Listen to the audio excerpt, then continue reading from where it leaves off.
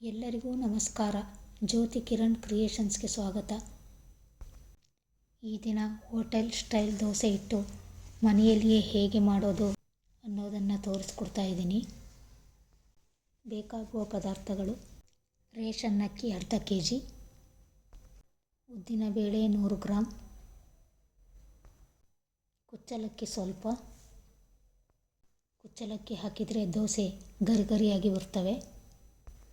ಮೆಂತ್ಯ 2 table spoon, ಉಪ್ಪು ರುಚಿಗೆ ತಕ್ಕಷ್ಟು.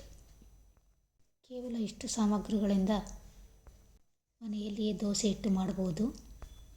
ಒಂದು ಪಾತ್ರೆಗೆ ಅಕ್ಕಿ. ಈ ದೋಸೆ ಹಿಟ್ಟು ರುಚಿಯಲ್ಲಿ ಸೂಪರ್.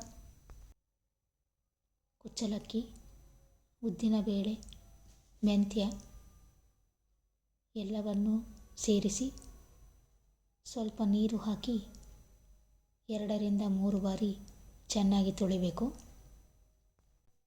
ನಂತರ ಸ್ವಲ್ಪ ನೀರು ಸೇರಿಸಿ ಸುಮಾರು 6 ಗಂಟೆಗಳ ಕಾಲ ನೆನೆಯಲು ಬಿಡಬೇಕು.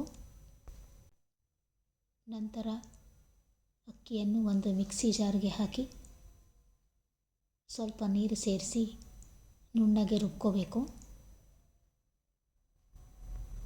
ಮನೆಯಲ್ಲೇ ಮಾಡಬಹುದಾದ ಅತಿ ಸರಳ ವಿಧಾನ ಈ ದೋಸೆ ಹಿಟ್ಟು.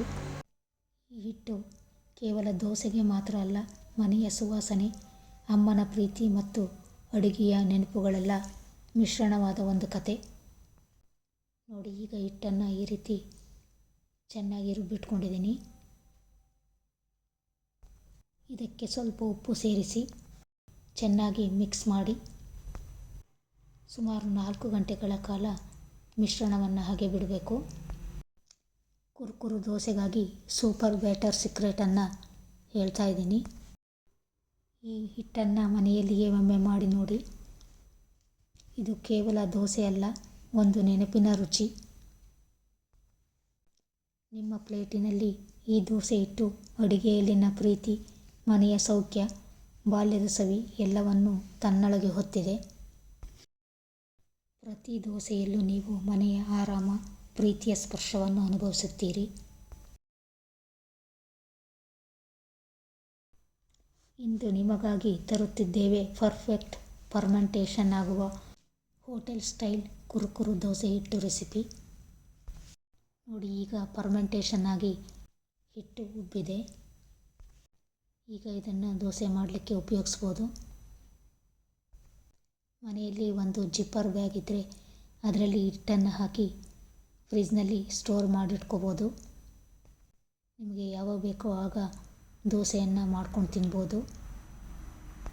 ರುಚಿಕರವಾದ, ಆರೋಗ್ಯಕರವಾದ, ಮನೆಯಲ್ಲಿಯೇ ತಯಾರಿಸಿದ ದೋಸೆ ಬ್ಯಾಟರ್ ರೆಡಿಯಾಗಿದೆ. ಒಂದು ಲೋಟ ಹಿಟ್ಟು ಹಾಕಿದರೆ ಸಾಕು, ಒಂದು ನೆನಪು ಅರಳುತ್ತದೆ. ಕುರುಕುರು ಹಂಚು, ಮೃದುವಾದ ಮಧ್ಯ, ಈ ಹಿಟ್ಟಿನಿಂದ ಮಾಡಿರುವ ಪ್ರತಿ ದೋಸೆಯು ಅಮ್ಮನ ಪ್ರೀತಿಯ ಸ್ಪರ್ಶವನ್ನು ನೆನಪಿಸುತ್ತದೆ. ಇದೊಂದೇ ಬ್ಯಾಟರ್ ಇದ್ದರೆ ಸಾಕು, ಮನೆಯಲ್ಲಿ ಹೋಟೆಲ್ ಲೆವೆಲ್ ಕುರುಕುರು ದೋಸೆ ತಯಾರಿಸುವುದು ಸುಲಭ. Perfect fermentation, super texture. ಈ ದೋಸೆ ಹಿಟ್ಟು ನಿಮ್ಮ ಅಡುಗೆಯನ್ನು ಲೆವೆಲ್ ಅಪ್ ಮಾಡುತ್ತೆ. ಈ ವಿಡಿಯೋ ಸ್ವಲ್ಪನಾದರೂ ಇಷ್ಟ ಆಗಿದೆ ಅಂತ ಅಂದ್ಕೊಂಡಿದ್ದೀನಿ. ಇಷ್ಟ ಆಗಿದರೆ ಪ್ಲೀಸ್ ಸಬ್ಸ್ಕ್ರೈಬ್ ಮಾಡಿ. ಹೊಸ ರೆಸಿಪಿಯೊಂದಿಗೆ ನಿಮ್ಮ ಭೇಟಿ. ನಮಸ್ಕಾರ.